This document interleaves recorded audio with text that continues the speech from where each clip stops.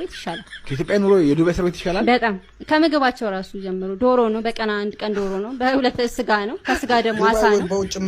በጣም የሚገርም ምግብ ነው የሚሰጡ። ማስራት የለም ምን የለም ተተኛት ብቻ። ጠዋት ምን ጠጣው ራሱ ወተት ነው። ወተት ይሁን ሻይ ትንሽ ቀልቀል ያደርጉባታል። በቃ ተሰምቶኝ ማያውቀው ሰላም እዛ ተሰማኝ። እዛ እስር ቤት መውጣትም አልፈለኩም እኔ እዛው። ኧረ እባክሽ ዋው ዋው እያለ ደግሞ ያካብድላታል። እሷም እየጨመረች ላይ ማለት ነው። ጠዋት የምንጠጣው ራሱ ወተት ነው አለች። በቃ የት ነው እንደዚህ ወተት? እስር ቤት ወተት አለ እንዴ? ለነገሩ ሊኖር ይችላል። አላየሁትም እኔ ማዋሸት አያስፈልገኝም። ወተት ይሰጡ አይመስለኝም። ያው የሚበላ ግን ሊሰጥ ይችላል። ይሰጣል፣ ግድ ነው። እና ይሄን እያልሽ እኮ ሀገራችንን ስደተኞችን እየገፋፋሽ እንዳለሽ አልታወቀሽም አይደለም? ለካ እውነት ነው። ለካ አረብ ሀገር እስር ቤቱ ይሻላል አይደለም? እንኳን ሌላው በቃ አሁን ወጣቶቹ አንቺን የሰሙት ማለት ነው። በቃ ውጭ ዓለም ላይ ሄጄ ብታሰር እንኳን እስር ቤት እረፍት አለ ማለት ነው ብለው እንዲመጡ ነው ወይንስ ምንድን ነው አባባልሽ?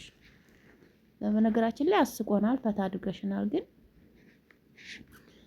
ዞር ብዬ ሳስበው ግን አስተሳሰብሽ ጥሩ አይደለም። የሰው ሀገር የሰው ነው እናቴ። እኛ ሀገራችን ኢትዮጵያን ሰላም አለ ያድርግልን።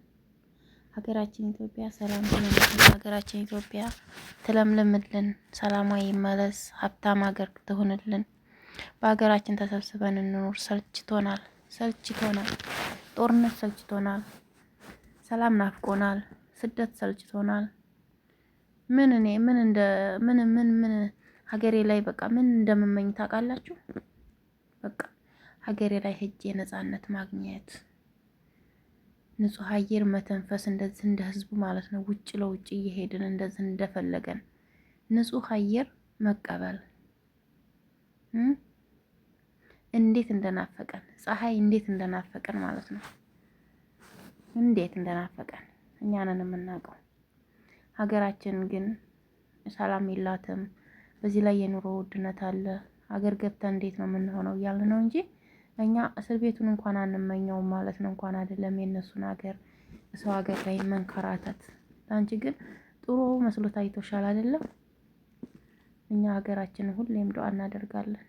ሀገራችን ሰላም እንድትሆንልን፣ ሰላሟ እንዲመለስልን፣ የወደቀውም የተንከተከተውም የኑሮ ውድነት እንዲመለስልን፣ ጥሩ ጊዜ እንዲሆንልን፣ ሀገራችን ከሄደን ንጹህ አየር ተንፍሰን ንጹህ የተፈጥሮ ሀብትን ተቀብለን የምንኖርበት ምን እንደናፈቀን ማለት ነው።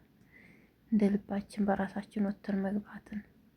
አረብ ሀገር ላይ አሁን የመኖሪያ ፈቃድ ያለው እንኳን እንደ ልብ እኮ እንትን አይልም። የሚፈሩበትም ጊዜ አለ።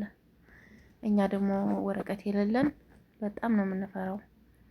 ሱቅ እንኳን ስንሄድ የምንፈልገውን ለመግዛት አንዳንዶቻችንማ አንሄድም። መዳሞቻችን እንደሚያመጡልን ብዙዎቻችን እናውቃለን። ሄደን አይናችን ያየነውን ገዝተን አንመጣም፣ እንያዛለን እያልን ማለት ነው። እና ስንት ነገር አለ።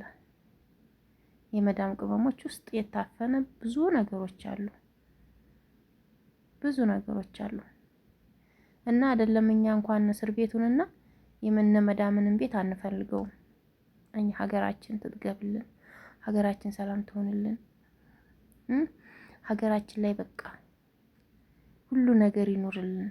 ሀገራችን ተሰብስበን እንኑር። መሮናል። የሰው ቤት ምርር ነው ያለን። ምር መሮናል፣ አስጠልቶናል።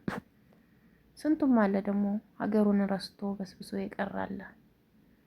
በቃ የዓለሙን የውጭ ዓለሙን ይሄንን በቃ ይሄንን የሚበላላውን ምናምኑን የሚበላ ብርቁ ማለት ነው። እንደዚህ እንደ ልጅቷ እነ ምግብ ብርቁ ማለት ነው።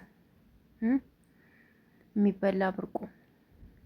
እኔ ስለምን ቂጣዬን ጋግሬ አልበላም? ሀገሬ ላይ የማሽላ የኔ ጤፍ የኔ በቆሎ የኔ ቂጣ የስንዴ ቂጣ ለምን አልበላም?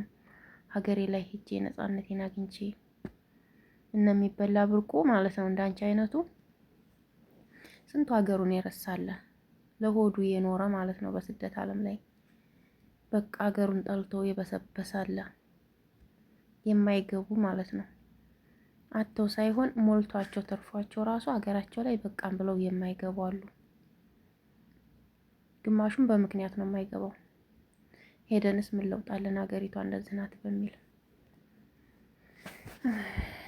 የኛ አይነቱ ደግሞ ሳያልፍልን እየቀረ የመዳም ቅመሞች ደግሞ ሳያልፍልን እየቀረ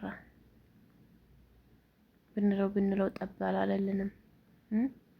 ሀገራችን ላይ ሄደን ምንም ለውጥ የለንም። ሰርተነው ሀገር ስንልከው ገንዘቡ ምንም እየሰራልን አይደለም። በቃ በምክንያት በብዙ ነገሮች የሚበላ ብርቁ ማለት ነው የገረመኝ። እስር ቤት ራሱ ዱባይ እስር ቤት ጠዋት ወተት ነው፣ ዶሮ ነው፣ ሩዝ ነው። ኧረ እባክሽ እኔ ሲያደግኩበት ሀገሬ እንደው ለምን እንደው ሊቂጣ ጋግሬ አልበላም። ሀገሬ እናቴዋ ኢትዮጵያ እየችን የመሰለች አረንጓዴው ሀገራችን። እኛ እኮ ውጭ ዓለም ላይ እኮ በአረብ ሀገር ላይ እንደዚህ አይነት ዛፍ ቅጠል አናይም። የለም የምናየው አቧራ ነው፣ አሸዋ ቡል ያለ ማለት ነው። ጠራራ ነው የምናየው። እንዴ የተፈጥሮ ሀብት እንደዚህ እንኳን ይሄ ማየት ራሱ ላይን ቀለብ ነው፣ ላይን ምግብ ነው፣ ላይምሮ ምግብ ነው። ወላይ ቅጠሉ ራሱ ማሽተቱ ሽታው በዚህ ውስጥ አሁን ያለ ሽታ መዓዛ ማለት ነው። የሚበላ ብርቁ። ሁለተኛ እንደዚህ እንዳትይ ሀገራችንን እንዳታጣጥይብንሽ።